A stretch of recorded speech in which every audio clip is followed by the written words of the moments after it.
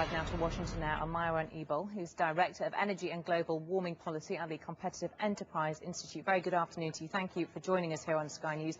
Would you agree with that assessment there? This is a disaster for the Bush presidency. No, I think that the Bush administration has tried to provide some reasonable adult supervision during the course of these negotiations over many years. Each one ends in triumph. Every year when the UN climate talks end, there's a triumph because they agree to continue negotiating and to agree on all outstanding issues in the near future. But, you know, this kind of continual negotiating and signing pieces of paper really doesn't do much to reduce emissions. And in fact, if you look at the record rather than the promises, the European Union is doing a rather worse job at reducing emissions or limiting emissions than is the United States. Well, in that case, don't you think it would have been better for the US to agree to this 25 to 40% carbon emissions reduction by 2020, which the EU was pushing for, but the US refused to commit to? I think it's much easier for the European Union and for other nations around the world to sign treaties than it is for the United States. When our Senate ratifies a treaty, it has the force of law, and it can be enforced in our federal court system by private parties, for instance, environmental pressure groups.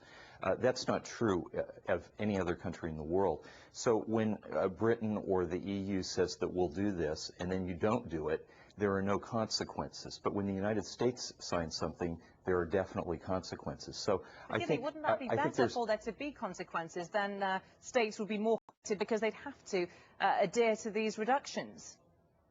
Well, I don't question the good faith of the European Union or Japan or Canada that have ratified the Kyoto Protocol.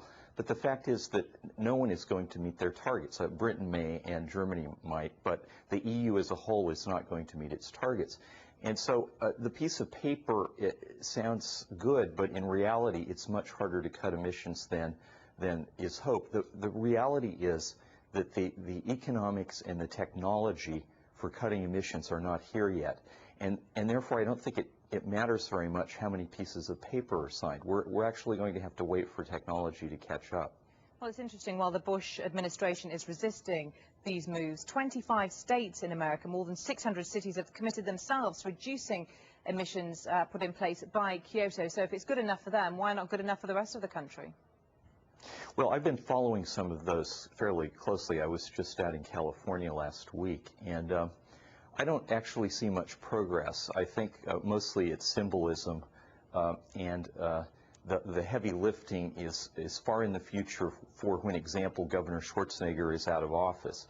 So I think that our American states are in much the same position as many European countries.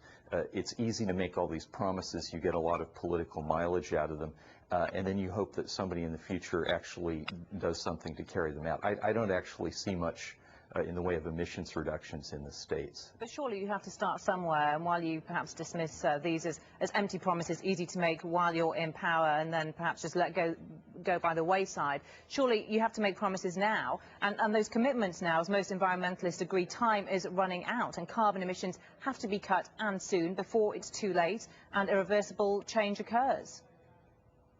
You raised some very large issues. I would just say this about that you have to start somewhere and get started. I think the problem is that if I'm going from London to Canterbury, and the first road sign I see says, Cambridge 20 miles, I've started out in the wrong direction. And I think that Kyoto is going in the wrong direction. It's a waste of time, and it's a huge waste of resources. If global warming becomes a problem, I think it's already apparent. It should be apparent to everyone who's close to the issue that this is not going to solve it. And so we're wasting our time and our money when we could be doing more useful things than this dead end. Okay, well, George Bush isn't going to be in office for an awful lot longer. What would you like to see the next president commit to as far as these carbon reductions are concerned? I'd like to see the next president be much more aggressive in leading the way in the right direction, which I don't believe is mandatory controls. I think it is developing new technologies and sharing those technologies, and that's going to take a long time. It isn't going to be done according to government timetables. And as I say, I just think all of this is a colossal waste of time and resources.